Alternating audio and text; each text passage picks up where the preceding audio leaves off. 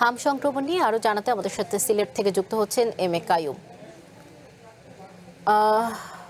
হাম সংক্রমণের এখন কি অবস্থা দেখছেন? সেখানে কতজন রোগী হামে আক্রান্ত হয়ে ভর্তি আছে এবং তারা ভালো চিকিৎসা পাচ্ছে কিনা, সর্বশেষ পরিস্থিতি জানাবেন।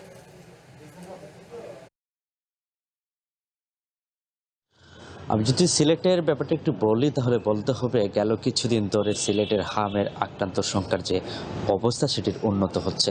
গেল ২৪ ঘন্টায় কিন্তু সিলেটে কোনো মৃত্যুর সংখ্যা নেই, কিন্তু গতকালকের অর্থাৎ এর আগের ২৪ ঘন্টায় কিন্তু ২ জন শিশু মারা গেছে। এখন পর্যন্ত সিলেট বিভাগে প্রায় ৯৫ জন শিশু মারা গেছে, যারা খুবই অল্প বয়সে। একজন মাত্র মিডওয়াইফারি প্রাপ্তবয়স্ক নার্সিং সেবায় যুক্ত ছিলেন, তিনি মারা গেছেন।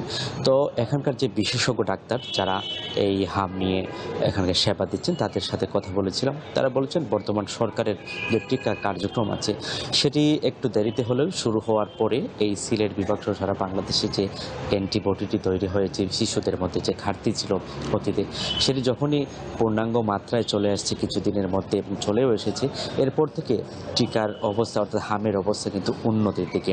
আমরা এখানে এসেছি, আইসিইউর সামনে এরকম দীর্ঘ লাইন থাকে দাঁড়ানো, বিভিন্ন স্বজনরা এখানে অনেকে হাহাচারি করতে থাকেন, ভেতরে শিশুরা আইসিইউতে থাকে। এই সংখ্যাটা কিন্তু এখন কম। আমি আমার কর্মীকে একটু বলবো দেখাতে। আমি যে আইসিইউর সামনে আছি সেই আইসিইউ হচ্ছে শহীদ শামসুদ্দিন আহমদ হাসপাতাল। এই হাসপাতালের ১৪টি সিট আছে আইসিইউর, এর মধ্যে এমএজি ওসমানী মেডিকেল কলেজ হাসপাতালেও আছে আরও ১০টি। এই কটি মিলিয়ে কিন্তু সিলেটের যে হামের একমাত্র ভরসার স্থল হচ্ছে এই শহীদ শামসুদ্দিন আহমদ হাসপাতাল। এই হাসপাতালে তারা সেবা দিয়ে যাচ্ছেন।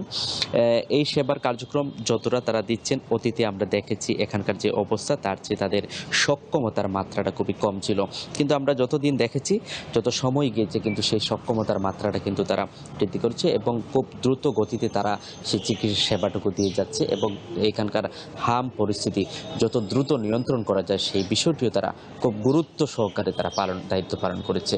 তো এই ছিল সিলেট থেকে আমার কাছে হাম নিয়ে সবশেষ। কাইয়ুম, আপনাকে ধন্যবাদ। হাম সংক্রমণের বিষয়ে সর্বশেষ তথ্য শুনছিলাম।